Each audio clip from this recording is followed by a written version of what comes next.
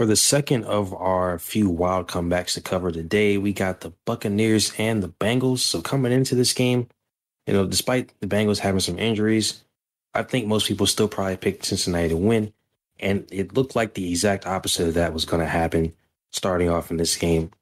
At halftime, it was 17-3 Tampa Bay, but then the craziest second half by Cincinnati, getting four turnovers essentially, plus a turnover on downs on a failed fake punt.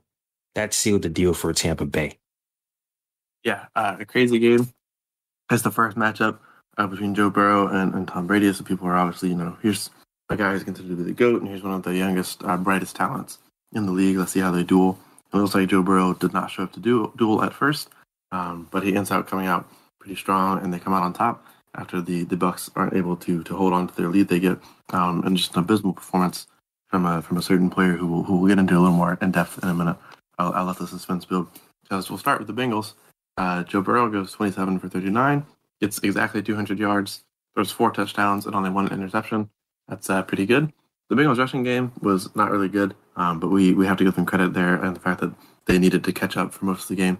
At least, you're down for almost the entire first half. You only put up 3 points at the close to the very end, and you do most of your scoring in the second half already down, kind of bad. So you're not going to only be running the ball and eating up clock. So not the best rushing game. I think Samaje Perine was the leader in rushing, but not the best.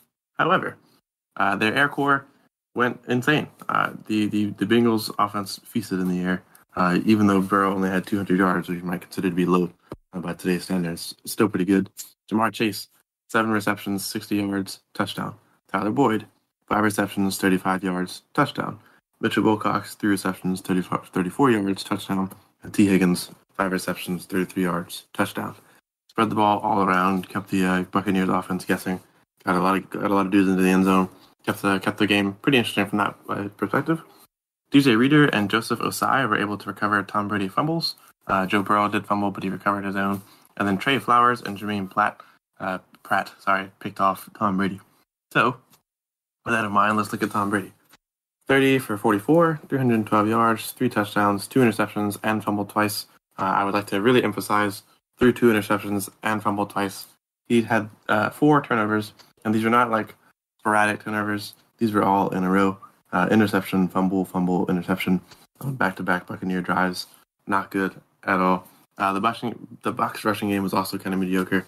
Fournette led them with 44 yards.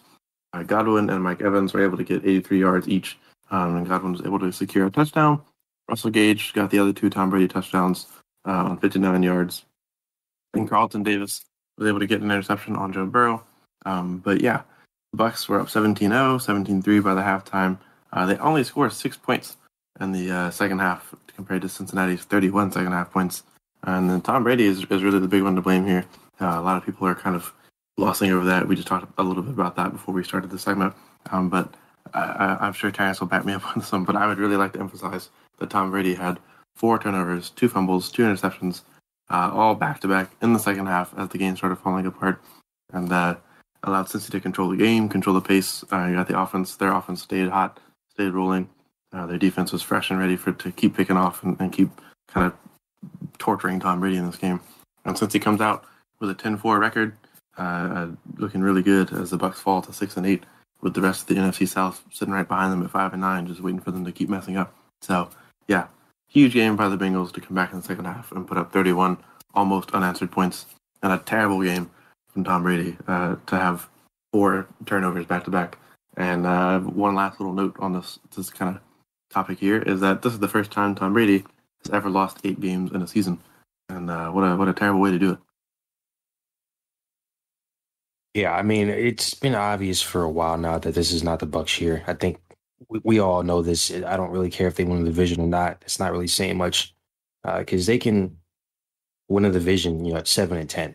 As if they beat the Panthers, but then lose out. And I think the other teams lose out as well. They can finish 7-10 and still win. So that's not impressive at all. And I understand that it's going to be Tom Brady in the playoffs, blah blah blah. But nah, it just ain't their year. And I think that's fine to accept. They've just not been good this year. For the Bengals, excuse me, I should say. Uh, you mentioned it, only 200 yards for Joe Burrow, but I mean that's because they kept getting insane field position. It's not like they really had to go far. I mean, if we look at their drives in the second half, that were touchdown drives, 31 yards, 13 yards for a touchdown, 39 yards for a touchdown. The longest one came near the end. That was 62 yards. But that was essentially already the game was over by then anyway. So pretty much all their drives where they scored and took this lead after coming back were very short drives, which are all driven by turnovers. So, I mean, the first half, you mentioned it, the Bucs offense was rolling. Running game, which hasn't really been rolling all season, it was okay. It's at least decent. They've been somewhat improving, but still a very bad rushing attack by the Buccaneers this year. Still very surprising. Obviously, the offensive line is decimated, but still, even with a guy like Leonard Fournette back there, the fact that the running game has been so putrid is something. And I guess that also kind of inflates Tom's numbers because it seems like Tom throws for like 300 plus yards every single game, win or lose. And it really didn't make that much of a difference here. That connection with Mike Evans seemed like it was there for a bit. And then at some point, it just didn't seem like it was really there much anymore. Had more of a connection with Russell Gage and Chris Godwin in this one. Throwing three of his three touchdowns with those two guys. So the offense is just still not very good. But in the first half, they definitely showed that it's possible for them to be good. They were using a lot of motion. Everybody keeps mentioning that, play action. And everybody keeps saying, why didn't they stick with that in the second half? And it's like, well, they didn't really have much of a chance to, if we're being honest with you. I mean, they went 3-and-out on that first drive out of the halftime. And then, of course, the Giovanni Bernard hit him. He probably didn't know that it was going to be a fake. Hit him. They recovered, but obviously it's turnover on downs anyway because it's fourth down. You're going for a punt. So they get a field goal out of that. Then you throw an interception. That drive was barely going anywhere anyway. Just one first down on that drive. Then your next drive, you fumble. You weren't going anywhere on that drive either. It was only a couple plays in. Same thing, only a couple plays in the next drive. And then that last interception, you were barely going anywhere anyway. So it's not even like these penalties, were happening after 10 play drives. Turnovers were happening after 10 play drives. They were only getting a few plays in, and then they were getting turnovers. One of them being a strip sack, but then the other one was just Tom Brady trying to hand the ball off, slipped out his hands. I mean, that kind of stuff happens, but that's just bad. There's no really other way to put it.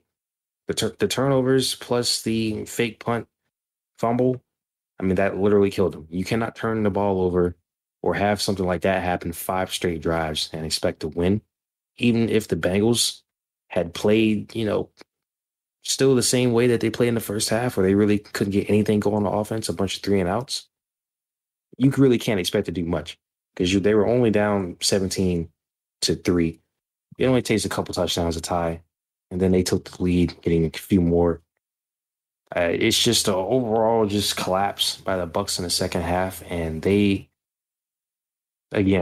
probably still win the division anyway, but I'm not expecting much from them beyond this. Yeah, I mean the Bengals came in and eventually like what I expected them to look like. Actually, I think I said it in the intro when I talked about some upsets. I don't think this was an upset. Maybe it kind of turned into one after the Bucs went up pretty big, but this is what I expected to happen. The records say everything, right? Bengals win this game, now they're 10-4. Bucs lose, they're 6-8. There's a big difference between these two teams this season, and even if Brady is able to crack the playoffs at a a losing record, I don't expect playoff Brady to do as much this year. These other NFC teams look really strong, and the Bucs just haven't done anything to prove to me that Tom Brady is going to wake up and carry them away. And honestly, with them sitting at 6-8 and the entire rest of the NFC South sitting at 5-9, with teams like the Panthers and potentially the Saints having and Falcons all having a somewhat feasible way to get past them, I don't think that they should be worrying about, we'll wait till playoff Tom Brady happens. They need to be sure playoff Tom Brady can play this year. Not that like that division is great, not that any of them are that threatening. I think any of them are probably a first round exit. They will most likely, I think, guaranteed have a matchup with Dallas. Sure, Dallas has weaknesses. Dallas is beatable. These NFC South teams, they can handle that.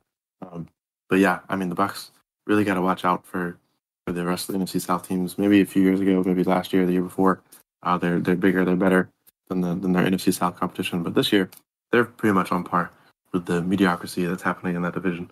And I don't think they're super safe in making the playoffs. So Bucs fans that keep telling me, or keep telling the world about playoff Tom Brady and about how they're going to be set, and we'll see it once they get to match up with Dallas. I think they need to be sure they actually do match up with Dallas before we get there.